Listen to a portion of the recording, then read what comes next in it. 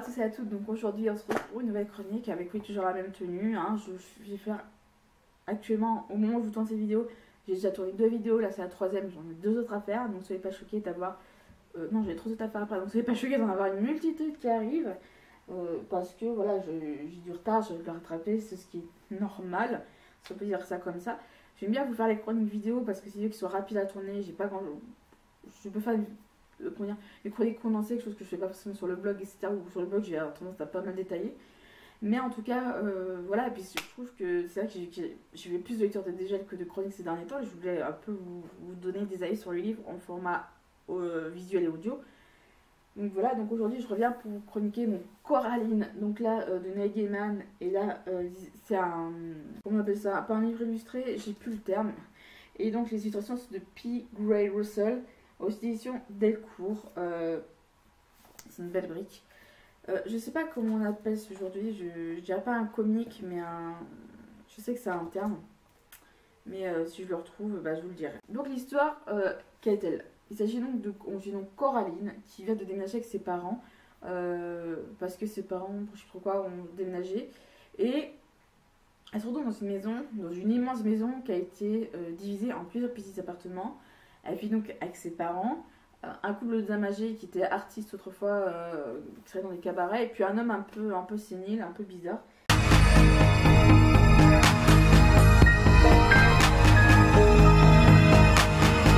Et donc, au niveau de son appartement, donc, il y a une porte qui est condamnée. Et la maman explique à Coraline que, en fait, derrière, c'est juste pour faire notre appartement qui n'est pas encore occupé, c'est pour ça qu'il faut condamner. Sauf qu'un jour, cette porte s'ouvre et elle se retrouve face à une copie de ses parents avec des boutons à la place des yeux. Je sais que donc, cette fausse maman s'occupe très bien de Coraline, la choix, etc. Chose que ne faisaient pas ses vrais parents. Il l'a délaissée, etc. Et donc jusqu'au jour où elle va donc dans cette espèce de réalité, seconde réalité, où enfin c'est un univers parallèle, on peut dire ça comme ça, où cette fausse maman veut garder Coraline pour elle, mais Coraline se rend compte au fil du temps qu'elle sera obligée de s'échapper et qu'elle est donc le fameux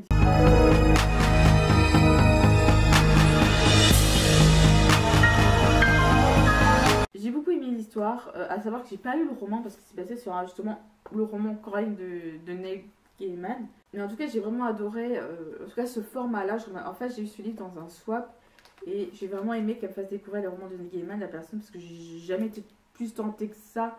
Enfin, j'ai beaucoup vu Neil Gaiman tourner, mais j'ai jamais eu aucun de ses romans. Enfin, ça m'attirait pas plus que ça parce que c'était pas forcément mon univers. Et puis, le fait qu'on en parle beaucoup. Faut savoir une chose, plus on parle d'un livre sur Booktube, plus on parle d'un auteur sur Booktube et enfin Booktube ou la blogosphère, moins je serais tentée de le lire ou de le découvrir. Ce qui est le cas notamment de Guillaume Musso, de Marc Lévy, enfin ce genre d'auteur. Je donne un exemple, si le film Miss Peregrine et son frère particulier ne sortait pas au cinéma, je n'aurais pas lu le tome. Par exemple. C'est tout bête, mais sinon j'étais pas plus tentée que ça de le lire parce que je l'ai vu 1001 fois. Littéralement, des fois, j'en suis mais gavée en fait, on va pas se mentir. Là, le fait qu'on me l'ait offerte et que ce soit pas un roman mais vraiment sous format BD, c'est pas BD. Ah, je sais que c'est un terme, mais je ne sais plus. En tout cas, j'ai vraiment aimé. Les dessins de Russell sont juste géniaux. Voilà, c'est de belles planches, des couleurs très, très jolies, mais qui ont l'air vraiment très sympas. J'ai beaucoup aimé l'histoire en elle-même parce que une espèce d'univers parallèle dans une maison, tout ça. Ces personnages avec des boutons à la place des yeux, je trouve ça morbide, mais c'est ça qui est génial en fait. Sinon, ça donne pas un côté morbide à l'histoire. Une chose qui est vraiment intéressante aussi, qui est un peu vraie, c'est qu'ils disent cette nouvelle édition du Conte Noir signée Gaiman et adaptée par Russell est comparée à Alice au Pays des Merveilles pour son surréalisme et la présence d'une réalité alternative. Voilà, ce qui est totalement vrai, c'est un peu un Alice au Pays des Merveilles moderne. Voilà. Mais là, c'est le fait que nos parents nous aiment, on aime nos parents, je pense que c'est ça. Mais qu'est-ce que ça amènerait si on se retrouve dans une réalité où nos parents veulent nous transformer et nous mettre des boutons à la place des yeux? Donc voilà, et ce que j'ai compris, c'est puis l'histoire est totalement morbide. Et c'est ça que moi, je suis un peu, je crois, paranormal ou surnaturel, moi j'y crois. En étant chrétienne bien sûr, mais j'ai beau être chrétienne, je crois comme au paranormal, à une autre dimension si vous voulez. Mais là, c'est tellement bien amené. L'histoire de Neil Gaiman est géniale. Et le fait que Russell met ça dans des choses, c'est vraiment adorable. À savoir que je ne l'ai pas lu d'une traite, je l'ai lu en 2-3 fois, en 2-3 soirs d'affilée. Je crois que je l'ai lu en 3 gros chapitres. Donc, c'est divisé en 3 à peu près, vous donner une idée. Ça donne, j'ai lu à peu près qui vendent ça par soir, à peu près plus ou moins. Ça se lit très rapidement. Pas besoin de mettre de son, parce qu'on fait juste dans le noir avec une petite lampe de chevet et c'est suffisant. Moi, ça m'a mis des frissons. Parce que je vous ai dit, j'étais dans mon lit avec ma petite lampe de chevet ici. Ça met vraiment, faut vraiment mettre une ambiance avec ce livre-là. C'est ça que j'ai vraiment trouvé intéressant.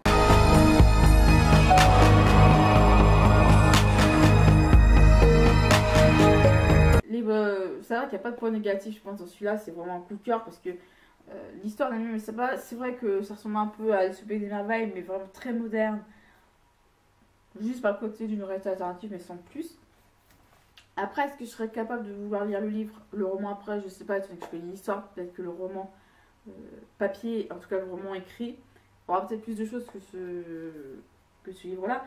Cette version-là, mais en tout cas, j'ai beaucoup aimé, dans le sens où c'est une histoire morbide, les dessins sont bien faits, il y a vraiment une ambiance, c'est ça qui est vraiment génial dans c'est vrai que j'ai pas grand-chose à dire, parce que si ça n'est qu'à moi, si quelqu'un vous découvre, je suis prête à lui mettre dans les mains. Mais en tout cas, je vous conseille vraiment de lire, que ce soit le format roman, le format comme ça. Moi, je suis très bien tentée de lire le mois plus tard, j'ai lu celui-là. J'attends un petit peu pour pouvoir après peut-être m'acheter vraiment le roman de Dasper, cette version-là, pour pouvoir vraiment peut-être avoir des détails en plus, des descriptions en plus qui sont peut-être pas forcément mentionnées dans le lendemain de... Enfin, ce qui a marqué le lendemain dont je suis dans ce récit-là. Vraiment, pour avoir un complément, je pense que vraiment redécouvrir ce récit-là en format roman, ça serait plus que bien en tout cas.